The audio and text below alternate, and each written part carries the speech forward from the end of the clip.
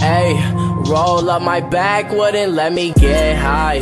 Keep this money by my side, I had to sacrifice. She said she love me, she don't love me, that's a damn lie. I play for keeps, fuck a loss and a damn tie. Grab my lean, smoke my weed, need some more Sprite. WTT411 is back, and while I will still be doing mixes in my normal content, I'm going to introduce videos like this to the channel. While it's not a mix, still NBA related, so I figure I can just put it on here. And this video will be the top moves of the offseason so far. Right now it's currently 10:08 p.m. on July 2nd, and some very interesting moves have gone down since literally like 48 hours ago. Well, about, not exactly.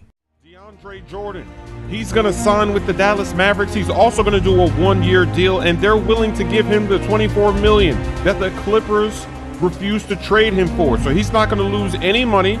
And then, of course, next offseason, when the cap goes up a little bit, he can sign a longer-term deal and get the money that he deserves. So the first move I will be talking about is DeAndre Jordan signing to the Dallas Mavericks for $24 million.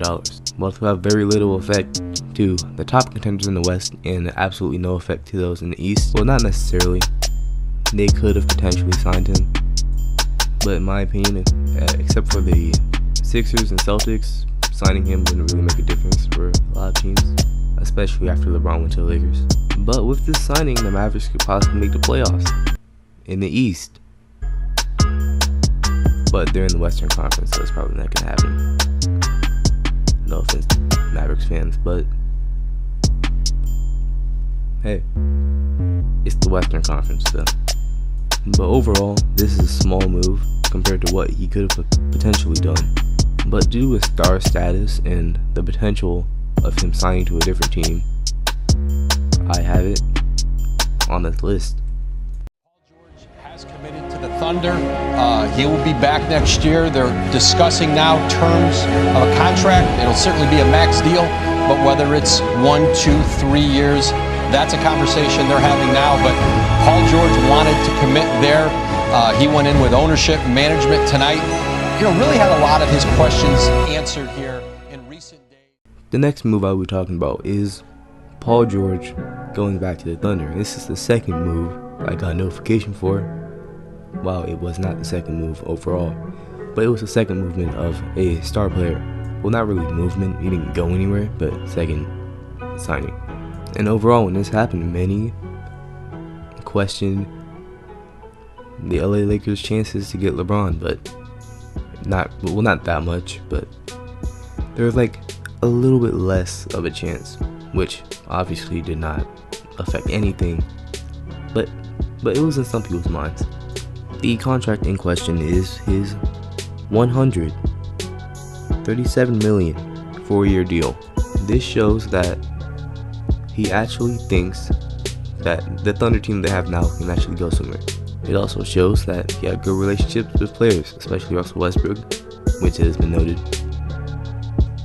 that Westbrook has come out of his shell around Paul George more. And while their season was a little bit disappointing, the Miami Heat also didn't have a good season when they first got together. I'm not saying that this team is up to the caliber of the Miami Heat, but 1 year of experience may possibly make this team much better as a unit. And really, there's not much to say right now about this move, because, well, he's re-signing to a team. It's not like he's moving across the country. Of the Los Angeles Daily News this morning. New kingdom, new era, new time in the NBA. A new team for LeBron James. Jalen, you seem pumped up. When you first saw it, it certainly didn't come as a shock, but it still is somewhat jarring when you see it. With the first thought that went through your mind. Magic and LeBron in the same place at the same time. That's transcendent.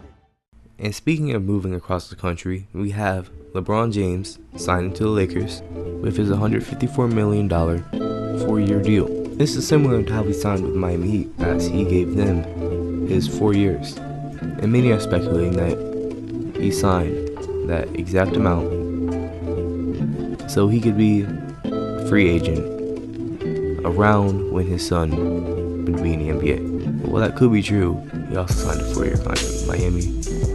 But one thing for sure is that this is showing that he has more respect, more trust in the Lakers front office than the Cavaliers front office. Because with his return to Cleveland, I believe the highest amount of years that he gave them was like 3. And then you also have the many other Lakers moves, such as signing JaVale McGee from the Warriors, Rajon Rondo from the Pelicans, and even Lance Stevenson, which was very surprising. Like, you have a great passer, which LeBron James would like to play with. You have JaVale McGee, which is weird having a Warriors player on your roster after leading them in the playoffs, with the finals many years, but probably gonna work out. And then you have Lance Stevenson, the guy who blew in LeBron's ear, and who many consider to be his rival. Not in skill, but just, I don't know, just because of the stuff that happened between the two of them. And then ultimately, I feel that the Lakers might pull off one of the greatest off seasons in NBA history, especially if they manage to get another star to play with LeBron James, without losing a lot of the young pieces. With 2 stars, one the caliber of LeBron James, you never know, one maybe the caliber of an all-star, or maybe a superstar if they get very lucky, which they can't really get that now. But with this roster behind LeBron James, and maybe even another star if they manage to sign one or trade for one, could go far. If there wasn't at least 4 all-star caliber players on the team in the same conference, and maybe even 5, depending on how well Demarcus Cousins recovers. But then with the LeBron James move, there's also the future of the cast at stake. Well, you also have Kevin Love, but he can't lead a team like LeBron James. And what many people want to do with Kevin Love is trade him, but then you also don't have many good trade assets, and Kevin Love doesn't really seem to be a valuable trade asset. And ignore the ESPN notification in the background. Gotta stay up to date with the free agency, even though that wasn't even basketball related, but I'm getting off topic. But then you also have Colin Sexton, one of the few, if not the only, young players on the entire team, and one of the few players anyone actually want to have a trade. So in the future, I just see many years of barely making the playoffs, making it far in the playoffs, then getting eliminated, then everything just falls apart, and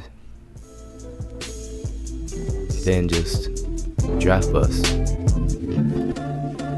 Hopefully they don't draft another Anthony Bennett though.